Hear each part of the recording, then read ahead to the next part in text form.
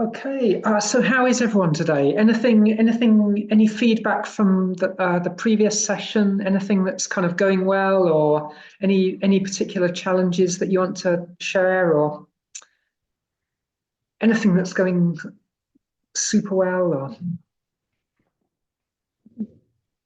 No, I think everyone's doing awesome. I think everyone's doing awesome too. Yeah, just making sure we start 2024 with a bang as well. Oh yeah. Like it. Yeah, that's good. Yeah, do you guys do like resolution things? Like, like Santiago, do you have like a goal or anything for this year? I haven't done any resolutions, no, but I do plan to get as much improvement done as I can. Yeah. And what do you think? What do you think that next step looks like for you in terms of improvement? So for me, I think it's getting the final sort of kneel to stand bits more like stronger, so that I can sort of improve my walking. Yeah, Cool. good. Yeah. And That's, then maybe carry on with the climbing, which I picked up at the very end of last year. oh great, brilliant. Yeah. Brilliant. Inspired by everyone in the group, Chelsea, Corey, they all Cool. do such a good job of it with the videos that they got me into it. Yeah. It's amazing. You know, I've done physiotherapy for the better part of 30 years now, but I've never seen that being used as a rehab tool. Steve's just on the phone here. Actually, I'm just gonna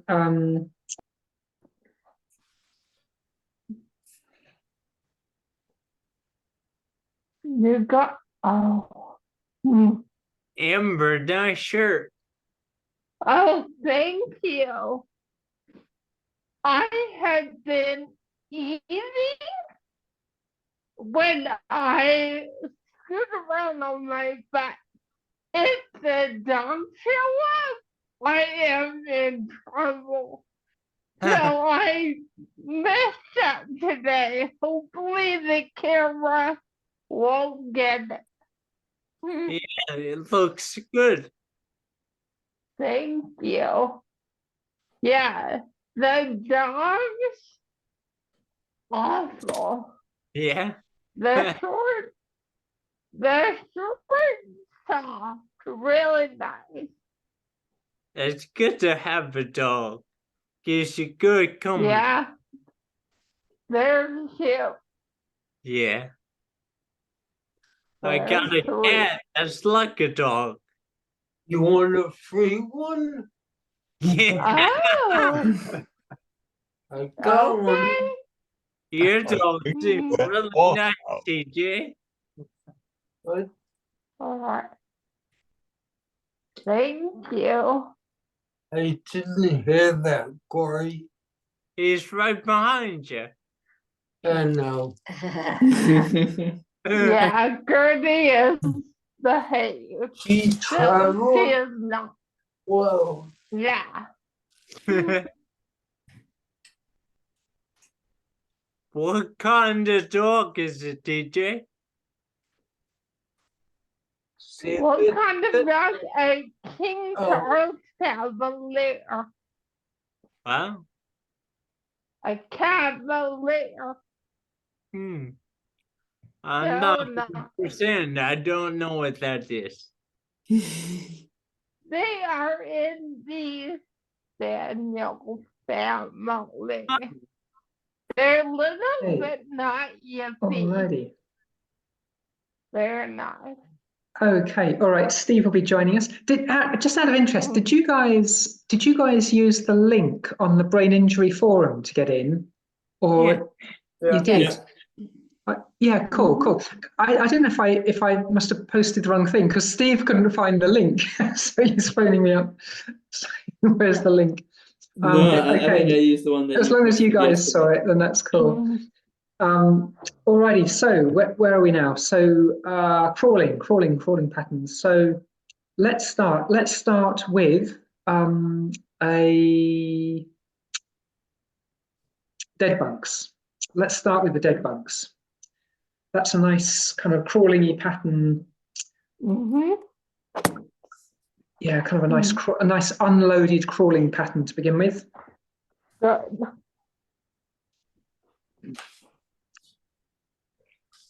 And yeah. Evening all. Hey, Steve. Hello. About time too. Good to see you, mate. Yeah, how's things, bud? All good, all good. We're just starting off with a bit of dead bugs. Yeah. Hmm.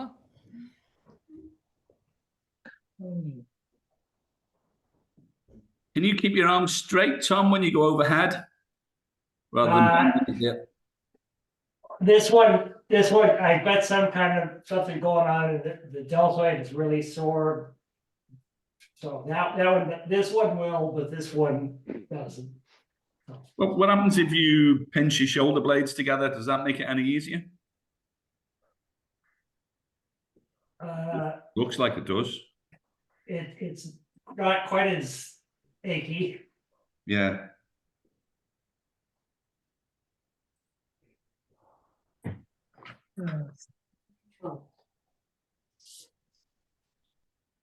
So that points to a little bit of scapular positioning, that's all.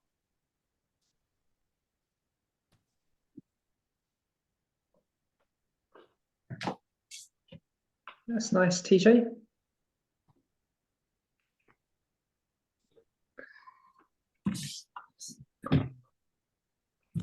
And remember, you're after something really smooth. Yeah, the smoother, the better, really. You can slow it down, keep it smooth. Yeah, nice adjustment there, Julie.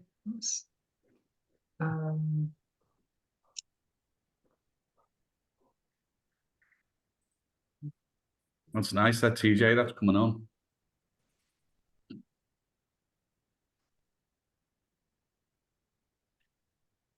Yeah, also, Jules, what's stopping your right arm from going any further back behind you, do you think? It doesn't go. Okay. If I push it, it will go. And Yeah, don't force it. Don't no, force it doesn't hurt. It doesn't hurt. But so I do. If I just do it normally, it's a few inches off. The hands are a few inches off the ground. Okay.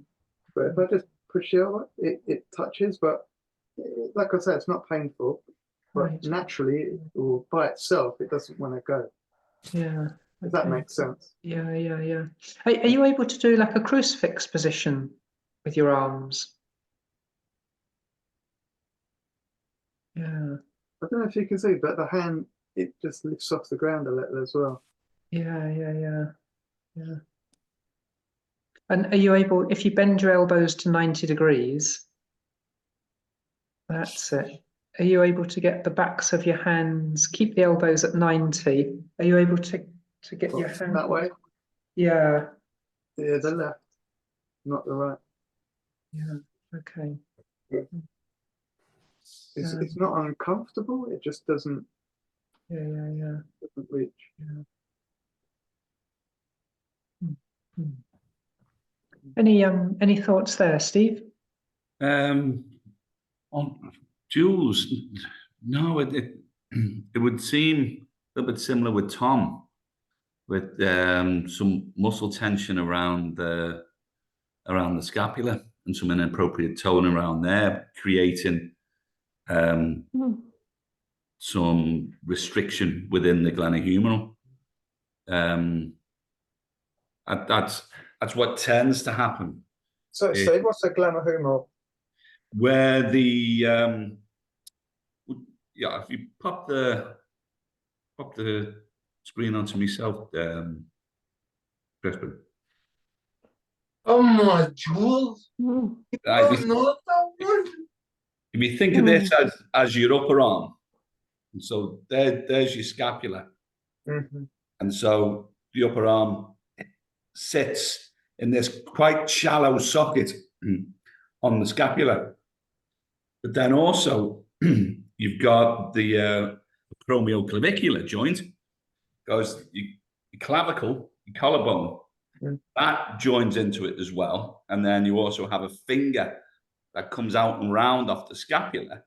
And all of that holds that, the end of your upper arm in place. Now, that's the glenohumeral joint there. Right. Now, as you know, first of all, the scapula, it isn't held in position anywhere. It sort of floats on the rib cage. And so the orientation of the rib cage is, first of all, going to be a huge influence on the position and orientation of the scapula. Now, if that comes out and round, then this joint on the scapula will come out and round, and then it will restrict it. It'll hit the end range far earlier, and it can get tight. It can also pinch some tissue in there. When you feel pinching in your shoulder, that's often a reason for it.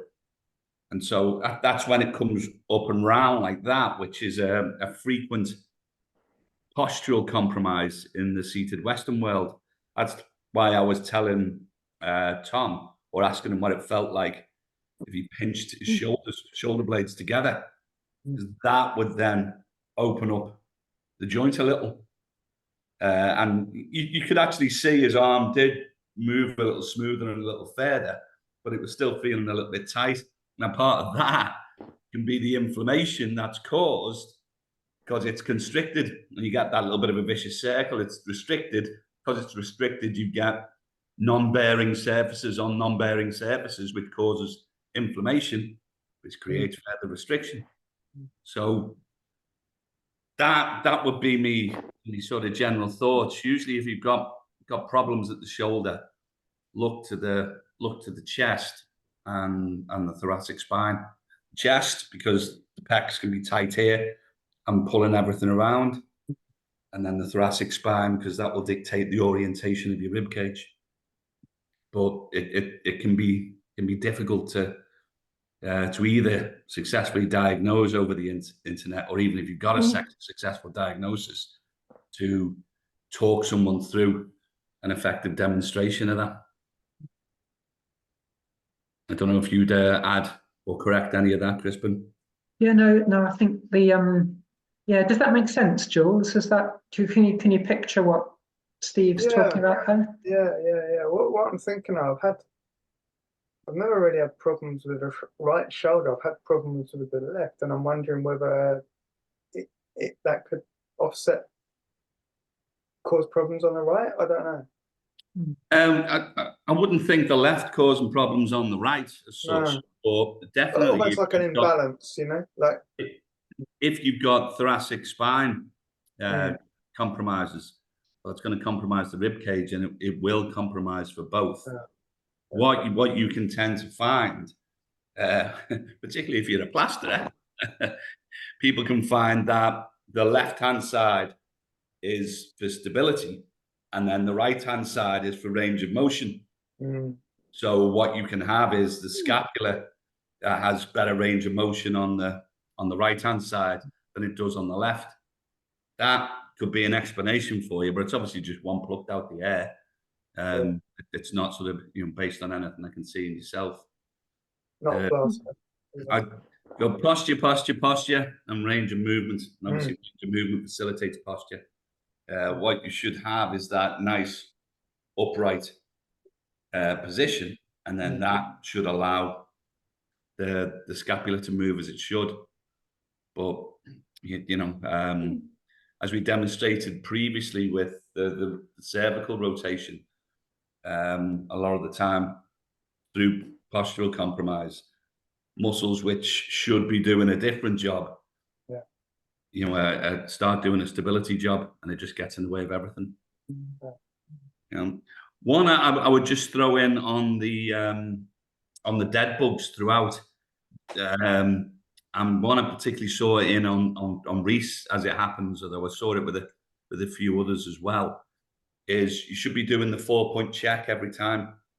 Every time you should be coming there, and it is this arm overhead and the thumb touching the floor, and most pertinently, is this arm vertical and pointing straight up.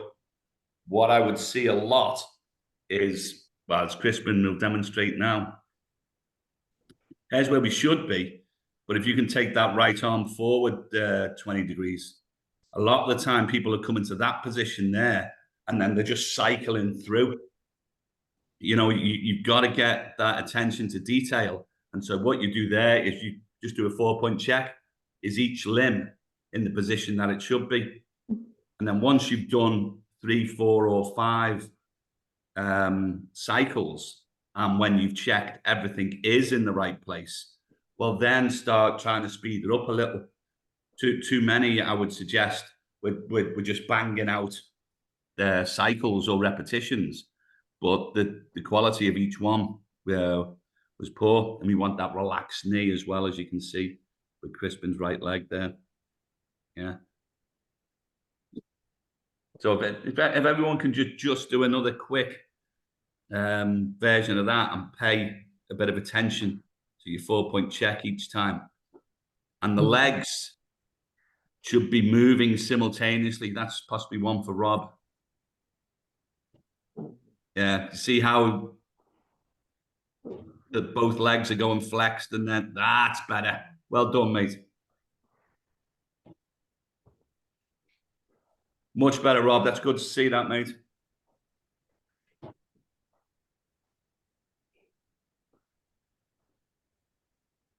Nice team up. That's it, Reese. 4-point check, mate.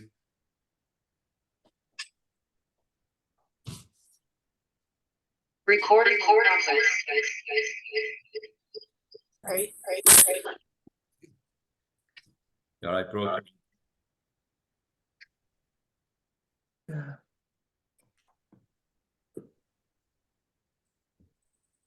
Yeah. Good work, Reese. Nice. Guys, can I just Reese, 4-point check again. That left arm was way forward.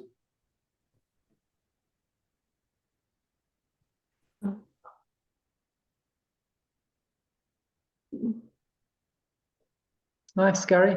Just do the check and the correct before each change. Guys, can I just add a quick apology?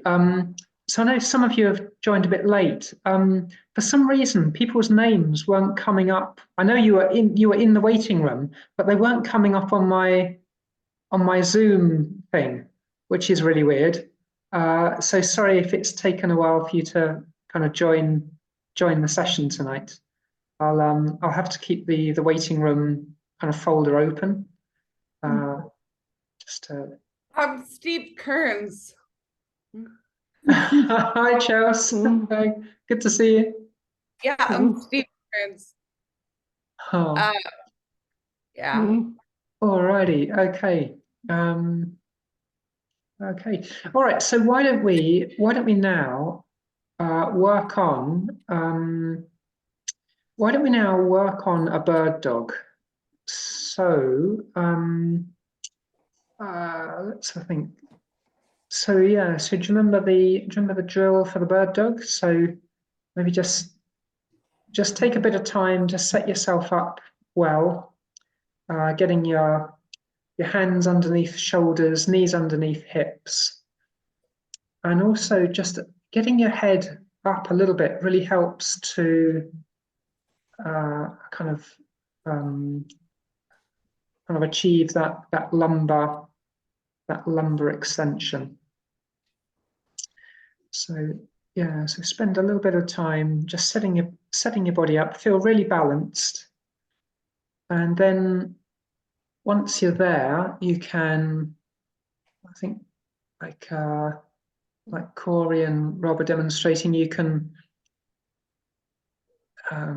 work on an arm and a leg movement, or if you prefer, just to work on the leg movement.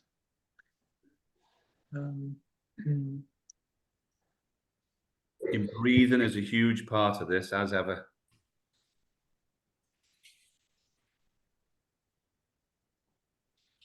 You want to say anything more about the breathing, Steve? The breath. If you're doing the setup with the leg pushing out to the rear, you should do that on an in breath, and then raise the leg on an out breath.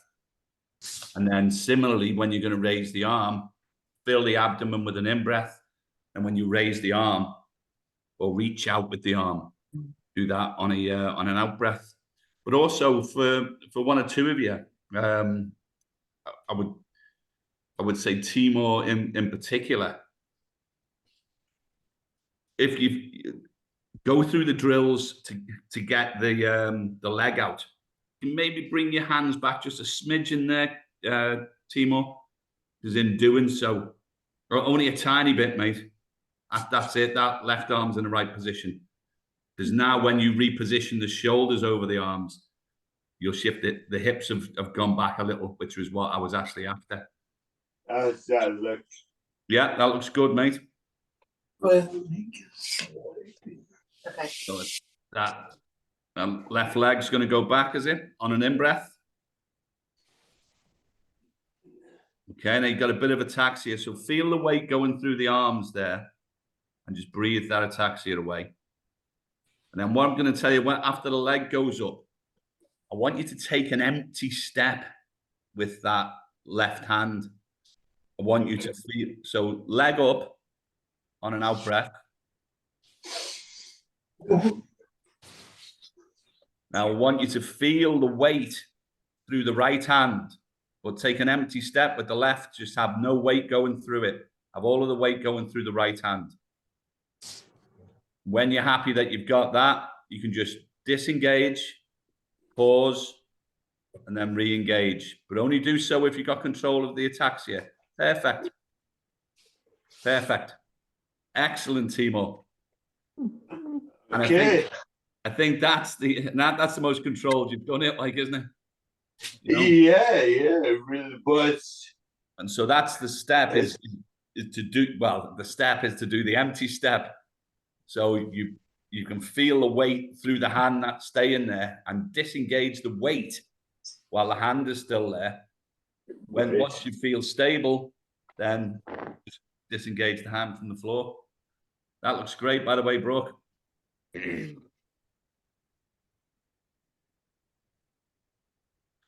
So in that position there, TJ, you want the front of your knees just round about your belt line. At the moment, the hands are ahead of the shoulders and the knees are behind the hips. So that's not going to support you removing the arm or the leg. So what it's usually best to do is position the hips where you need them, because obviously you can shift them forwards or back. And then once you've got your hips where you want them, move the hands. Don't move the torso. Lift the hand up and put it down under the shoulder.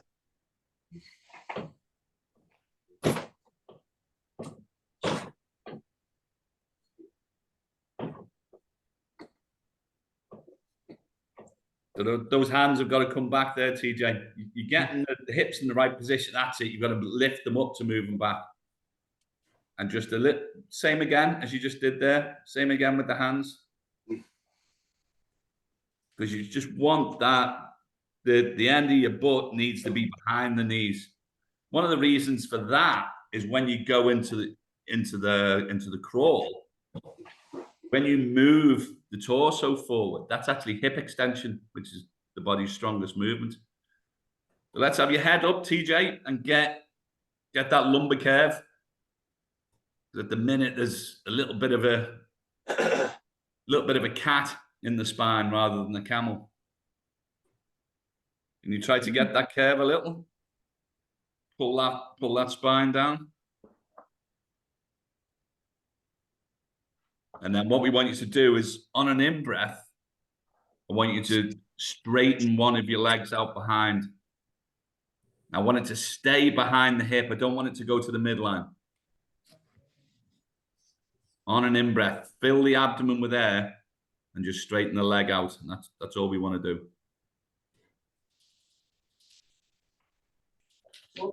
That's it. You've got to feel the weight over the hands. When the leg goes back, you don't want the hips to go back with it. Now put that knee back down under the hips. That's really good and promising, that, Gary. TJ, rather.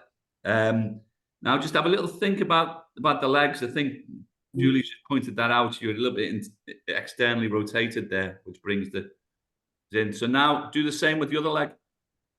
Head up, facing forward. Feel the weight over your hands. Now the weights have got to stay over your hands, and then straighten that leg out on an in-breath.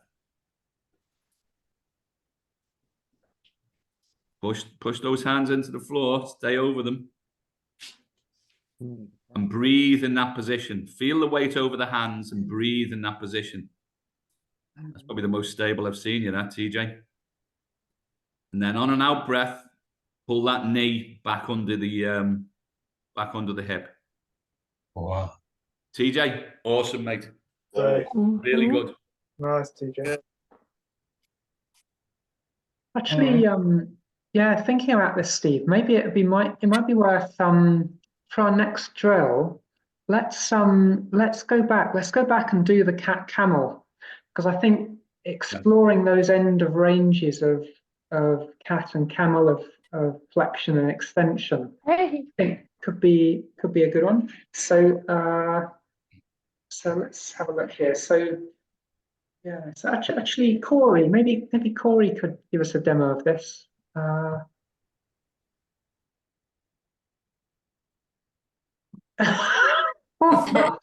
Is that necessary, Corey, to achieve good technique with the cat camel? You've got to have your hood up. Is that somehow okay? No cheating with hood. So Corey's got his quadruped. He's got his quadruped stance lined up, and then you're going to be breathing out as you go into the cat, and breathing in as you go into the camel, into that extension. Now you can notice here, like you can notice that a lot of Corey's cat is coming from his upper thoracic spine. So what we're going to ask him to do, Corey, can you move just a little bit round to your right a little bit, so you're a little bit more square to the camera. And yeah, Corey, see if you can kind of picture your spine in halves, and the upper half, the thoracic area.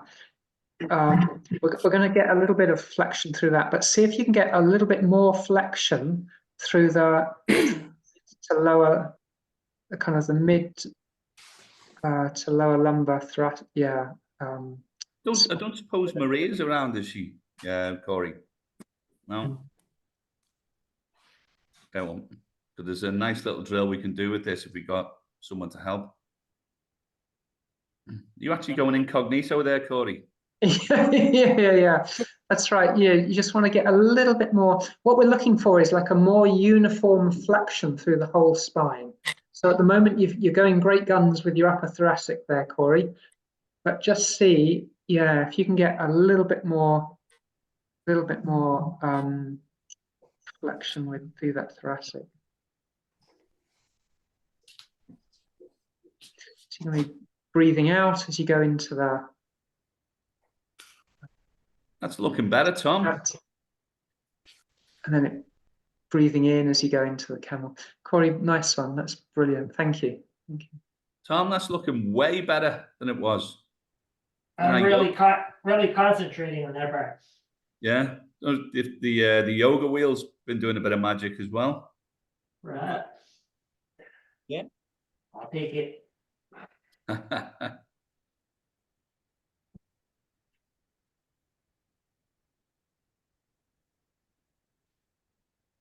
Remember, breathe in when you sink down into the camel, and breathe out when you go up into the cat.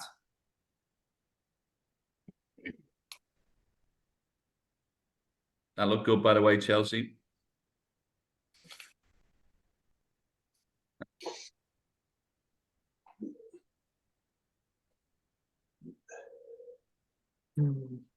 Yeah, Brooke's another rock star at this.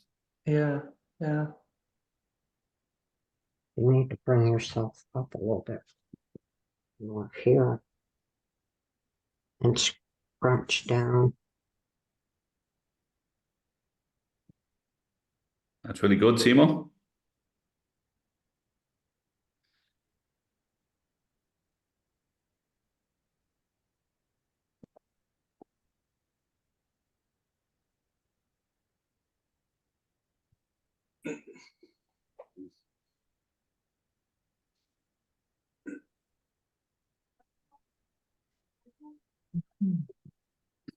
Jules, you're getting some good kind of extension through the neck. I wonder what we can do to help you to get a little bit more extension through the upper thoracic. Jules, if you see if you can orientate yourself kind of parallel with the camera. So if you have your feet heading, is that a case of LPs that you've got behind you? There? Just behind you in the white box. They're all over the place. Yeah. Yeah, cool. Nice collection there. Yeah, so if you have your... I'll just cut across you a sec, Christmas. Sorry. Gary, if you could just bring your hands backwards a little and then get your shoulders over the hands, you should be able to get a better range. Sorry, Jules. That's right. Seeing Gary on this in the gallery. That's nice, Gary. And breath in. Really drop that core down when you do the breath in, Gary. See if you can get that lumbar spine, get that lumbar curve. But move a little forward. Don't sit back on the heels. That's it. Keep that weight over the hands.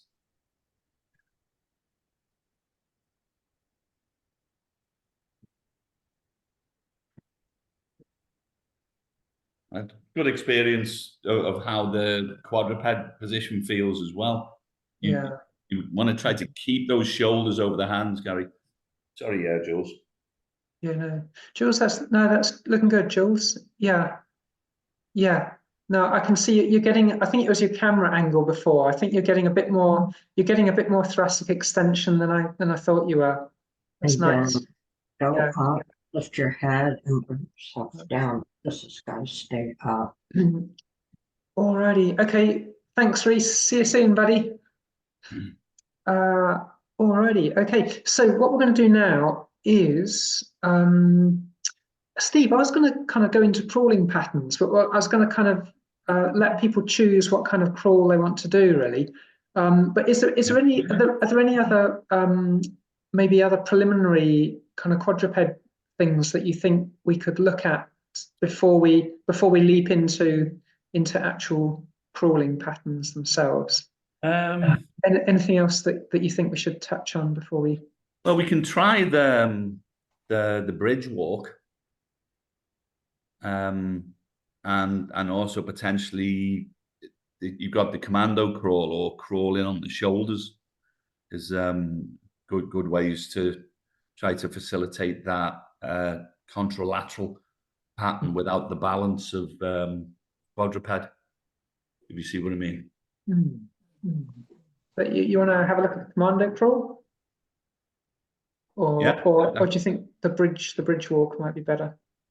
I think we could go for the bridge walk. I think that's been quite effective. Let's have a look. Maybe. Tom, do you want to give us a demo of this? And Steve, do you want to highlight anything in particular about this that Tom was doing?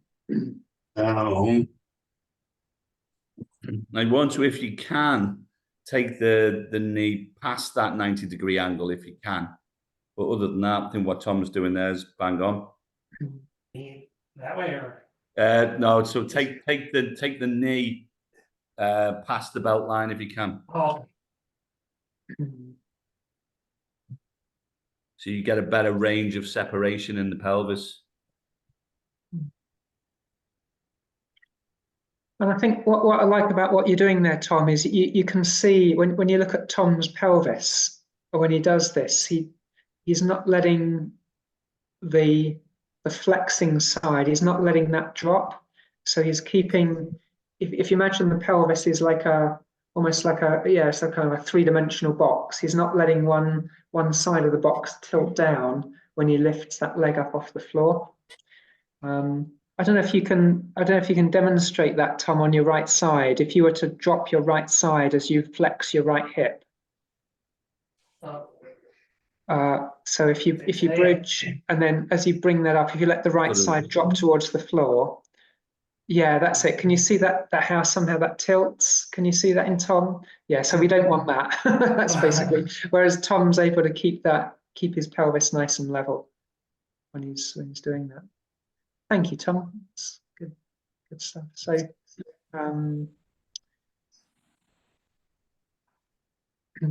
again, a bit like the dead bugs, you don't want to. We definitely want to go for quality, not quantity. So just keep it smooth, keep it controlled. Much better to do like 3 or 4 kind of good quality ones, and then take a break. See if you can pop Gary on the screen there, Crispin. Yep.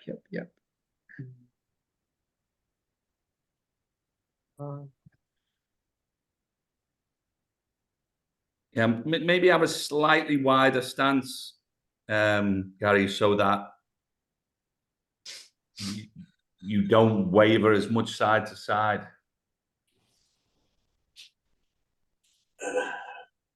And try and integrate your breathing into it.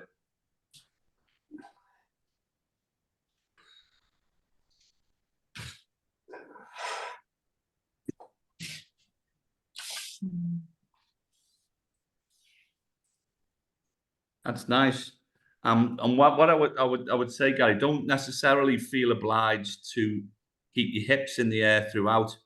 If fatigue is compromising your quality at all, just take a rest in between each walk. So you do that, and then you could come back down, and then you could go back up again to take the other step.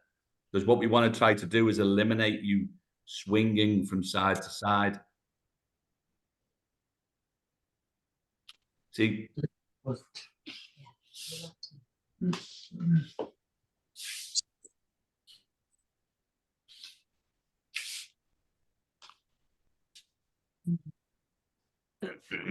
Brooke, that's looking fantastic. That's really good.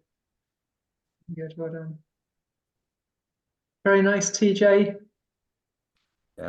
Brooks are looking absolutely rock solid, aren't they? Yeah. Timur, that is also looking the bee's knees.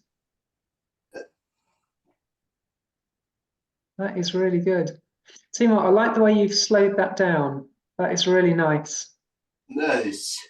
Yeah, Gary, I think you need to try to concentrate on trying to do as high a quality as possible.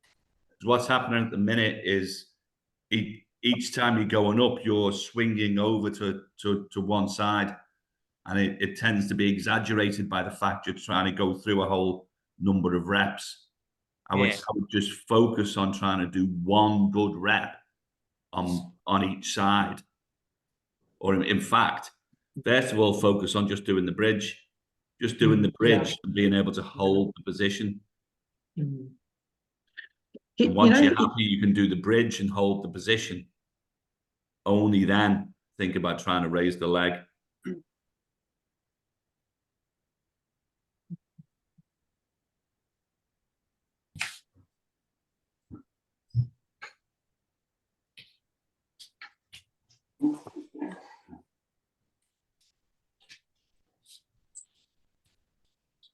Christ, you're struggling with that a bit there, Chelsea. I mean, when I say struggling, I mean by the sort of, the quality of movement I would have expected. Do you feel anything in particular there, or have you always struggled with that? You're on mute. He's in the Amazon. Yeah, I know. But anyways, I always struggle with it, and we talked about this because I know, like, I don't know. I think one of the first things then is to try to focus on in the bridge, getting your hips high in the bridge. And until you can sort of do that, I wouldn't think about doing the walk. A little bit similar as I was chatting with Gary. Get yourself a nice high bridge first. Once you can get the high bridge, then think about being able to disengage the legs. I feel like the fatigue from the jujitsu this morning. Yeah. You did a session today, Chelsea? Oh yeah, twice a week. Okay, good effort, good effort. Nice to hear. Nice to hear. Do you know though, going back to your point, Steve, about what you were saying in relation to what you were doing, Gary, I think I'm absolutely fascinated by how as soon as we start engaging with exercise, there's something in our brain that tells us to push to the limit and then do as much of it as we possibly can. It's almost like we have like this kind of cultural idea that unless we do those two things, we're not getting anything from the movement, like from the exercise. We're kind of culturally brainwashed to no pain, no gain. Sorry, Steve? No pain, no gain is the no pain, no gain. Yeah. I feel you. It's like Corey and Amber can probably conclude about getting to the top of a rock wall. It's that brain. It's like, well, but you're not learning anything from it, and you aren't expensive. Your brain is like, go to the top. And yes. Yeah, exactly. You're just surviving the movement rather than learning from it. And don't you think that's paradoxical as well? Because like I often think of your story about the TV remote, Steve. You got to crawl over to get the TV remote, and so there's something inherently good about having a reason to move, but yet at the same time, paradoxically, it's a really fine balance between that and that's what the thing. If your reason to move is to complete a task, well, then that informs the movement. If your reason to move is do as many cycles of something as you can, then that doesn't inform it at all. The only thing that informs it is the count of how many cycles you've gone through. You see what I mean? It's like, with some people, if they're going to do 10 squats and they try and do it quickly, and actually just doing knee dips. They're not squatting at all. But once they've gone 10, they go, right, that's 10 squats. No, it's not. Yeah. But, brain doesn't know the difference, so it's instant gratification. Yeah. So we get a dopamine hit. But you gotta learn to unprogram that and delay gratify that dopamine hit. So like for instance, on the bridge walk, what you would want is if you could get information as to whether you were moving to the side or whether you were getting in enough hip extension, you would want that to inform the movement. But it can be difficult. There is a hip extension movement you can use if you've got a foam roller, but I don't think enough in the people in the session have got a foam roller, so I'm not going to go there. Okay. So shall we go on to the crawling pattern then? So the actual crawl itself, and I was thinking maybe for some of you that the baby crawl will be just the perfect way to develop and improve. For others of you, the creepy crawl might be a really good thing to work on. Some of you know the crab crawl as well. So I'm just wondering whether if we start to go through this individually, whether we can kind of pick up on some things as we go along. And maybe let's have a think. Timur, could we ask you to go first? Kind of putting you on the spot here, buddy. But yeah, if you chose a crawling pattern that you think is going to help you the most at the moment, what? I'm gonna go with the baby crawl. Awesome. So yeah, just you just take your time and the first thing is to spend a lot of focus and attention in getting a good quadruped position, because if you can get a good position, then the quality of each step will feed into the quality of the step that follows it, and then that will continue on. I notice every time you tell me to move my arms back.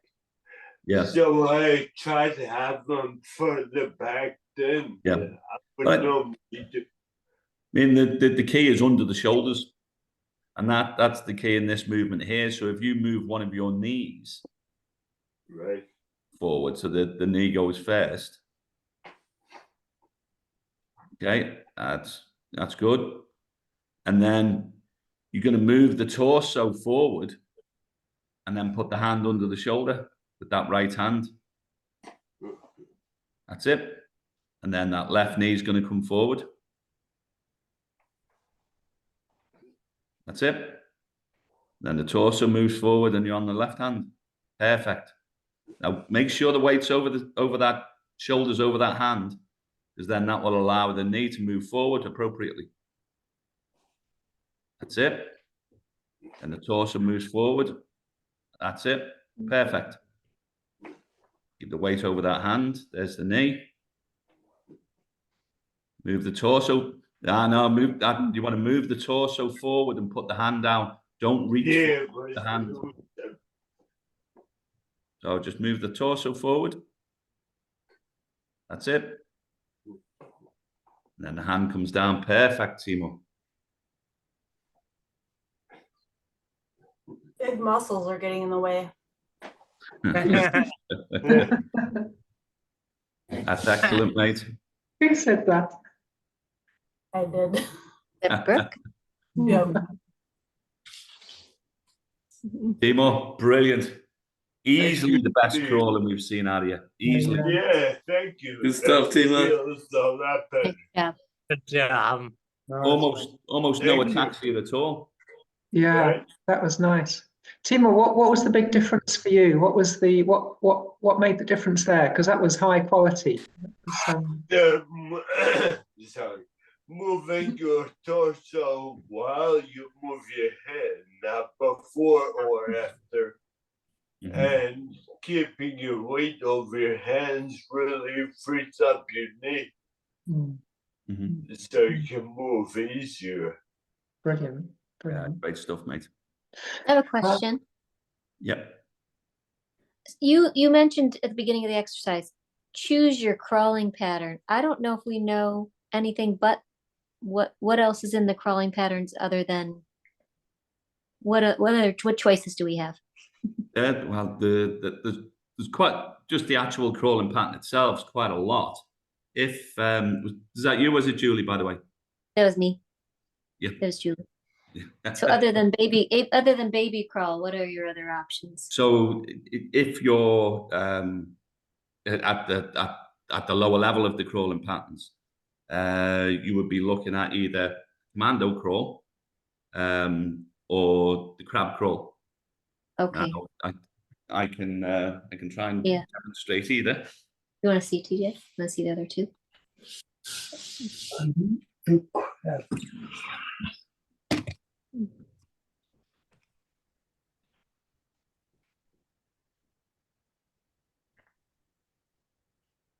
Nice. Three. But the commando crawl. What the advantage of this one is that it's a supported spine. The challenge in exercises is normally dictated by the spinal position. So if it's supported, i.e. it's engaged with the floor, that's going to be the least level of complexity. So this is supported. This is suspended, and then this is stacked. So it's like vertical, and stacked can either be on the knees, or if you're standing, that's going to be more complex again. So if you get a crawling pattern that is in the supported spine, the important thing about the crawling pattern is opposite arm and leg. So that comes up there. I'm pushing forward with that leg, and I'm pulling the other one up as the arms swap over. I mean, if I try to raise a little bit like that, you can see how it comes forward like that.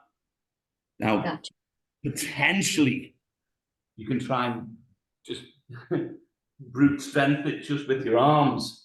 But you should find that your knees just reactively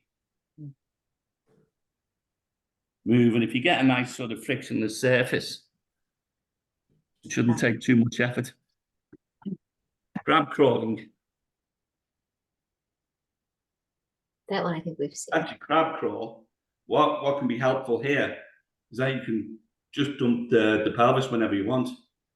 And then you can move the positions there. Dump it, move, dump it, move, and just get experience in the different combinations of hand and hip. Sorry, hand. Well, there's also, Corey mentioned this, the shoulder crawl. That is on their back. Yeah, that's good point. Well presented. Supine. That is supported, and you can do it in the backwards, and the going forwards is really challenging, and the shoulder crawl. It's hard. Corey can probably do a better demonstration than me. So you're laying on your back, and then you move your opposite left shoulder, right leg. And so you're suspended, but you're still using that contralateral pattern. Got it. So that's another one that Steve taught me. Great. So, yeah, because for that one, if you can angle up on the shoulder, then you should be able to drive with that other foot. But then you can also get the reach in with the shoulder as well as the way to try and develop it further. But for TJ now, if you wanted to try something different than the baby crawl, I would go for the commando crawl. I think that's one of the most straightforward implementations of the pattern. Okay.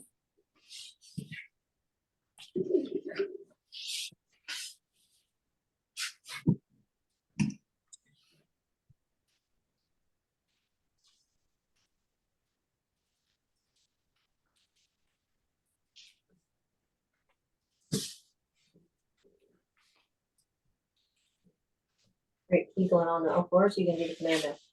Yeah, he's going for the baby crawl. Oh, he chose the other one. Move those hands under the shoulders, TJ. Remember, not the shoulders over the hands. Move the hands under the shoulders.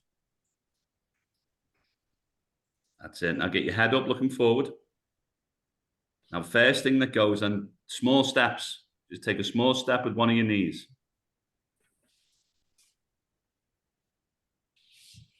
That's it. That's totally fine. Now, just shift your torso forward. So you've got that same relationship, and then just put that left hand underneath the shoulder. That's it. Perfect. Now move that left knee forward. Feel the weight through your hands. That's it. Perfect. Now move that torso and move that hand under the shoulder. That's it. Now that right knee. Get the weight going though over the hands. That's it. Keep the weight through the hands and that right knee comes forward. Perfect. Small stride again. A torso moves forward and the hand comes down under the shoulder. Perfect. Well done. Get that shoulder over the hand. That's it. And then that left knee comes forward. Keep that head up, mate.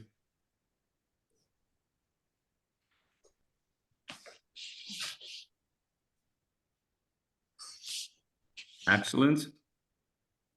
Torso comes forward, hand under the shoulder. Excellent, mate. Now right knee. Keep the weight over those hands.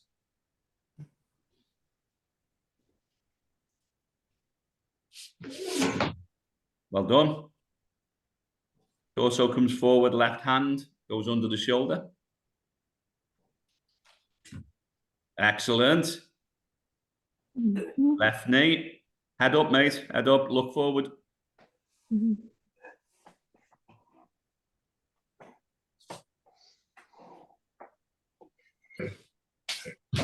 That's it. And then final stride, torso forward, left hand under the shoulder. Perfect, TJ. Excellent, mate. Really well done. Nice. That's only going to get better, that, mate. And what Really you nice. like to get an appreciation of is the feel of the position, particularly of the orientation when you're over your hands and or when you're moving the torso forward. Don't just think about the limb that's going to move. Try to appreciate the feeling of the position. Go. Mr. Rob, what kind of crawling pattern will you be doing, Rob?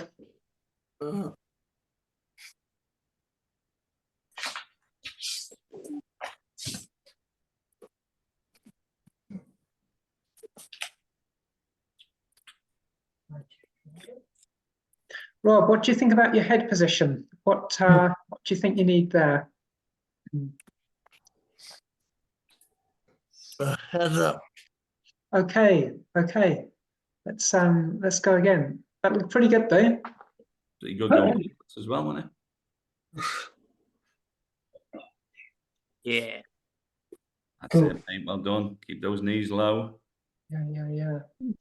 Yeah, Rob, I wonder if there's a relationship between what Steve's just said and your head position.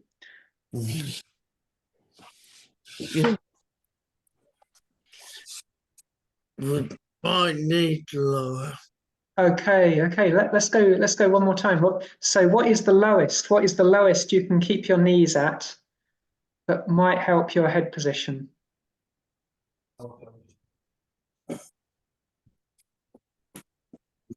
That's it, mate.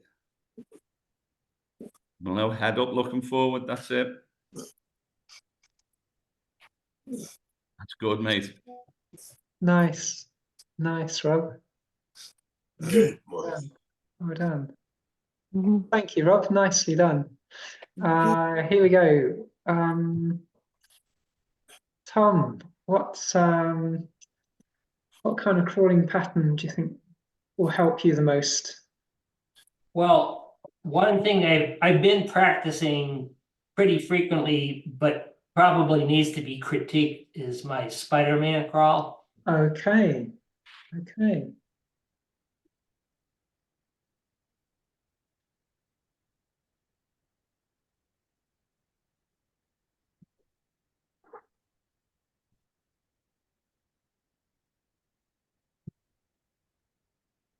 Not bad at all, mate. The way you would look to get better there is as if you were going down into a press up and getting the torso lower to the ground. That's it. Excellent, mate. That's good, Tom. Hard on my arms. Yeah, that's excellent, mate. That's hard on the arms. Though. Yeah. Tom, could you show us a press up? I haven't done one in years, but Really?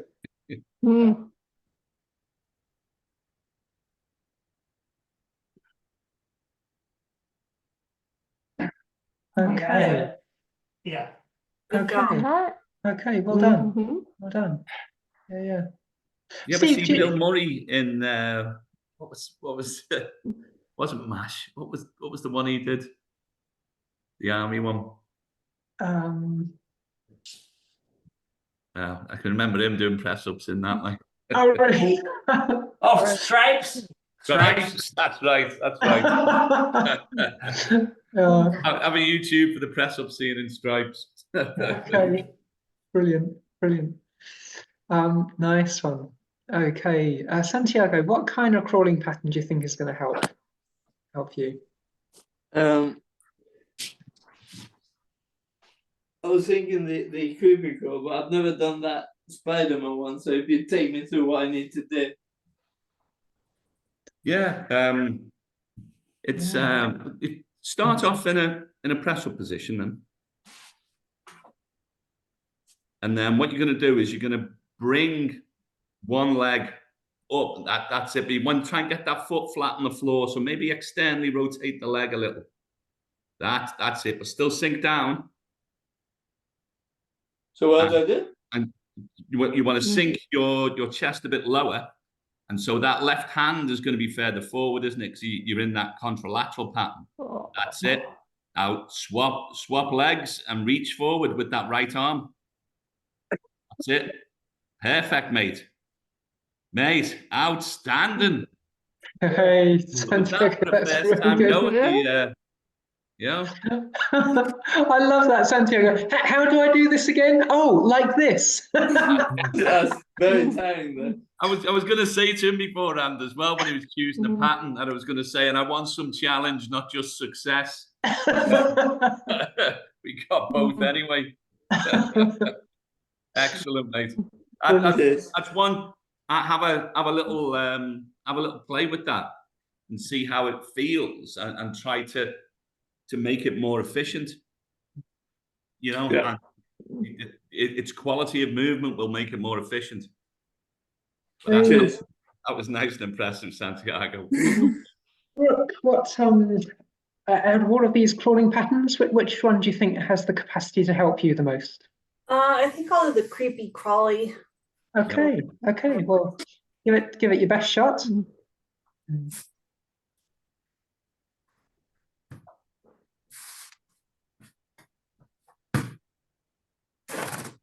So see if you can get that contralateral pattern going, Brooke. Yeah, what I would say for yourself, Brooke, is treat it exactly the same as a baby crawl, but with your toes tucked under, and then just have an inch of space below that knee. That's it, just like that. Perfect. And then, yeah, because what you want to try to do now is get that hand and the leg moving in unison. That's one of the. My hands slide so much. Well, not yeah, big weight in it. that probably won't help on the creepy crawl. Is it like I'm not putting enough weight in that hand so it slides, or? Well, you want to have just one more go? Just like try one more time. Sure. Just and just see if you can get those. Try to keep that baby crawl posture. So you there's just an inch beneath the knee. The crux for you is you want to try to get that hand and the foot moving at the same time. Yeah. Well done, Brooke. Well done. And that's definitely one for you to explore, Brooke, because you've definitely got the movement skills and the posture for it. And explore it and see what the movement starts to tell you. You have the spotlight, sir. As does your dog in the background. What kind of crawling pattern? We're going to go for the commando crawl. Baby crawl. Go for a baby crawl. Now, Gary, can we go back to the start? It's very important that you go through each step correctly. Because it's a feed forward of quality. So if we can get in that start position, so the first thing is come into the Sphinx. And then one knee up to the side. That's it, well done. Now the other knee goes under the hips, but the elbows stay down. Get the knee under the hips. That's it. Now bring the other knee under. And now come up onto the hands with them under the shoulders. That's a much, much better position. Keep the shoulders over those hands. Now, what's going to go first is one of your knees, and it only has to be small. So keep the weight over the hands. That's it. Perfect, Gary. Bye, everyone. That's it. Okay, Rob. Keep that weight over those hands, mate. So that left knee. That's it. Excellent, Gary. Excellent. Really good. Don't rush it, though. Don't rush it. if you find you've lost your way a little, just find the quadruped position. And you've got to have that, the hands have got to be under the shoulders. That's it. Now just move one of your knees. Get the weight over the hands and move the knee. That's it.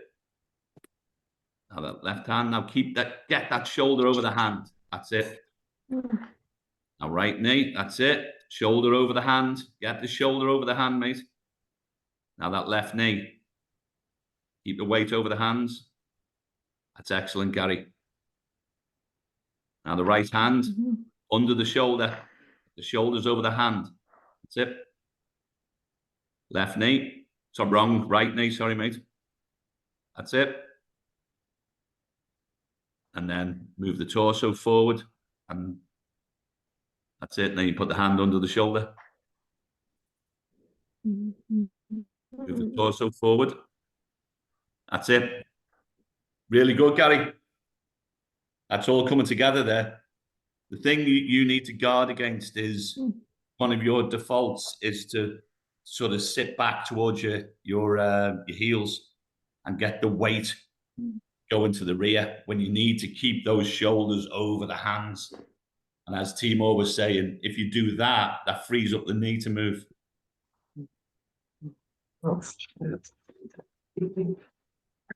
Guys, I'm sorry to leave you.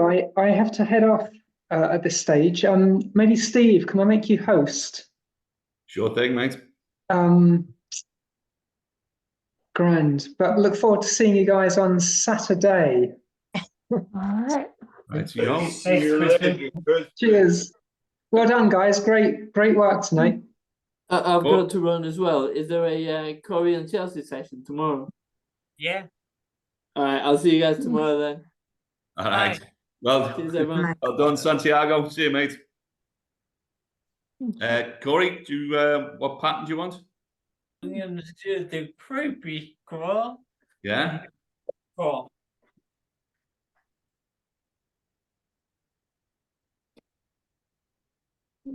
That's so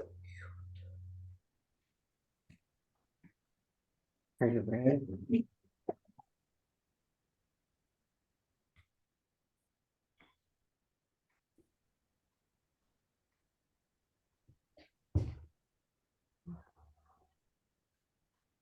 Really good, mate. And there. Yeah, you can see the right hand, left foot goes great. Left hand tends to follow the oh, nice switch, mate. Nice switch. See if you can lower those knees a bit, mate. Same guy.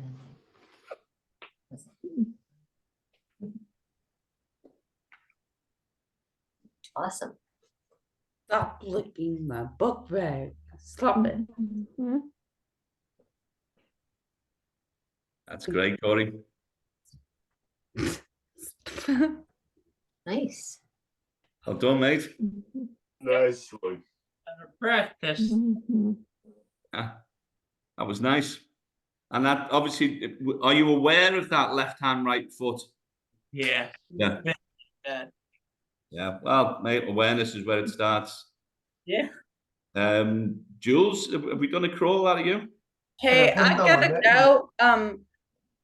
I was gonna talk to Corey at the beginning of 1 o'clock tomorrow instead of 2. Okay. So 1 o'clock. All right, I'll text you. All right, that'd be great. All right, sorry, Jules. See you, Tank.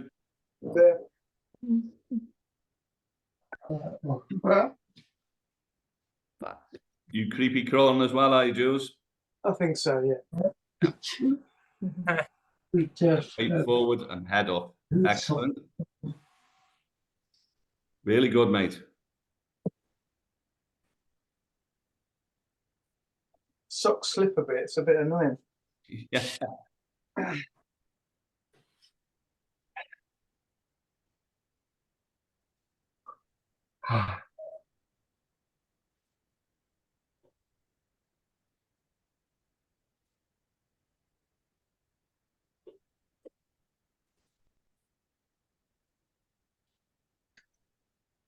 Nice.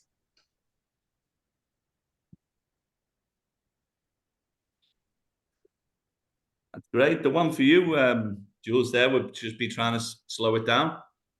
Okay. The technique is bang on. I don't know if you're quite getting the stability you might like, and so that's why you sort of raise gravity a little. But I don't know. Other than that, mate, that was really good. Thank you. Cheers. Amber, are we crawling or is that not? I cannot crawl. Here's how I get around. Yeah. Half crab crawl. That's about it. Yeah, half crab crawl. Well, that's pretty cool. I do. I'm working on trying to not shake Yeah, when I do it. that's good. There you go. That's it. Hey, forward and backward. Pretty good. Nice and smooth. Well done, Amber. I think. Oh, thank you. I think I've that. got my practice. I think that's us. I think Amber's seen us out with that one. Another good session, guys. Rory and Chelsea will be doing the I imagine Indian Club's session tomorrow, 1 o'clock EST, 6 o'clock. All right. And I'll see if I can join in for that one. See you guys. Indian Club. Thank you. Kneeling. Sorry, Corey. Isn't it kneeling? Okay. I found this. Oh yeah, you can do the kneeling pattern, or you can just do Indian clubs. It was the choice is yours. You can pop the Indian clubs anywhere in the sequence if you want to do that. If not, it's kneeling pattern. You have a chat with Chelsea, see what you want to do. Go. All righty, guys. Thank you. Okay, Timur, Gary, there was some awesome crawling there. You know. Yeah, thanks, Steve. See you all soon. Bye. See you next time.